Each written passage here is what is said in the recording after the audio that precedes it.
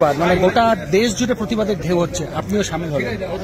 প্রথম দিন থেকেই তো প্রতিবাদ করছি, আমাদের পার্টিও করছে, আমরাও করছি, সবার মতো করে করছি।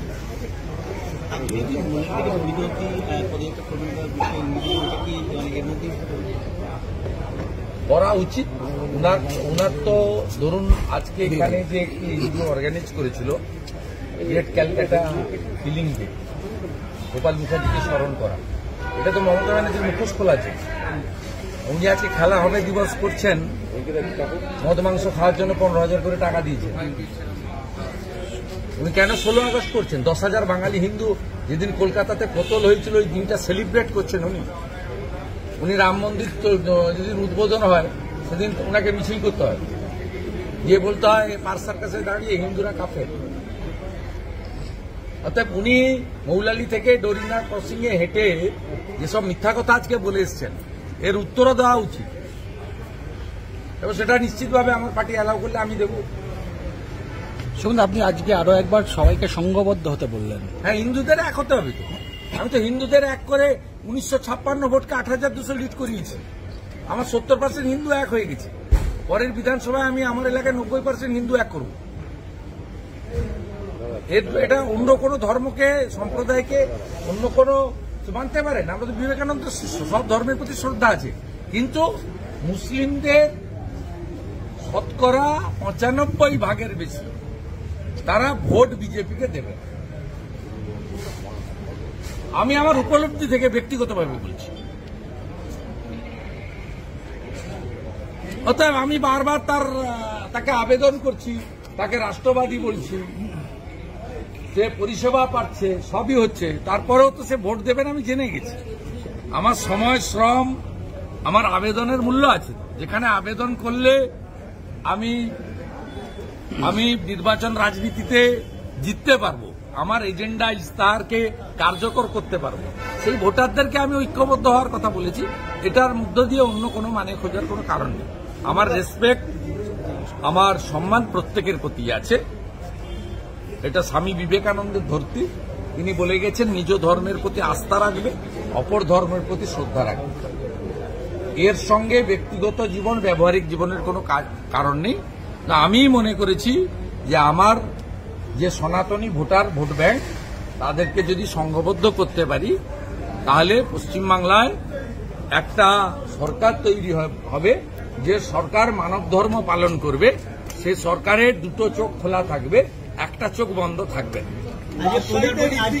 বাড়ি ভেঙে ফেলা হলো, একটু আগে রাজশাহীতে ঋত্বিক ঘটকের বাড়ি ভেঙে ফেলা হলো। এর উত্তরটা অপর্ণা সেনের কাছ থেকে চাই। অপর্ণা সেন, কৌশিক সেন, তথাকথিত সেকুলার, আর বিকাশ ভট্টাচার্য, সুবোধ সরকার গরু মাংস খেয়েছিলেন রাস্তায় না। আদালত যেভাবে আজকে ভৎসনা, আদালত যেভাবে ভৎসনা করলো, আজকে আদালত যেভাবে ভৎসনা করলো, পুলিশ মন্ত্রীর কোনো লজ্জা আছেনি? পুলিশ নিজেকে রক্ষা করতে পারছে না বলেছে পুলিশ মন্ত্রী কোনো লজ্জা আছেনি? উনি পরশুদিন গোলমাল করিয়ে বিনীত গোয়েলকে পাঠিয়ে সব এভিডেন্স নষ্ট করেছেন। বিনীত গোয়েলকে কাস্টডিতে নেন, ডাক্তার বন্টির গাড়িটা কোথায় গেল? অল্টো গাড়িটা কেন খুঁজে পাওয়া যাচ্ছে না? বিনীত গোয়েল 1:30টায় ঢুকেছিল, 4:30টায় বেরিয়েছে। এতক্ষণ ওখানে কি করছিল? তার গতিবিধি না হোক। বলছি, প্রধান বিচারপতি বলেছে আরজি কর বন্ধ করে দেওয়া উচিত। যা বলেছেন সব জানি, আমি পিটিশনার। আমার লয়ার সকালবেলায় ফোন পেয়েছেন, তারা আমার লয়ার হাইকোর্টে উপস্থিত থাকেন, আমার লয়ার উপস্থিত ছিলেন, সৌম্য মজুমদার উপস্থিত ছিলেন, বিল্লদল ভট্টাচার্য ভার্চুয়ালি ছিলেন।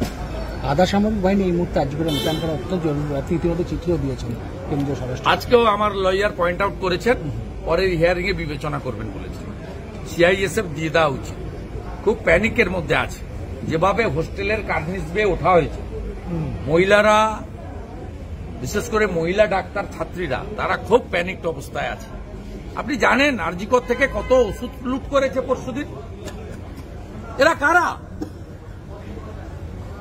এরা ইএনটিকে ভেঙেছে, এমার্জেন্সি ভেঙেছে, ওষুধ লুট করেছে কত জানেন? কাদের পাঠিয়েছিল ওখানে? তৃণমূল।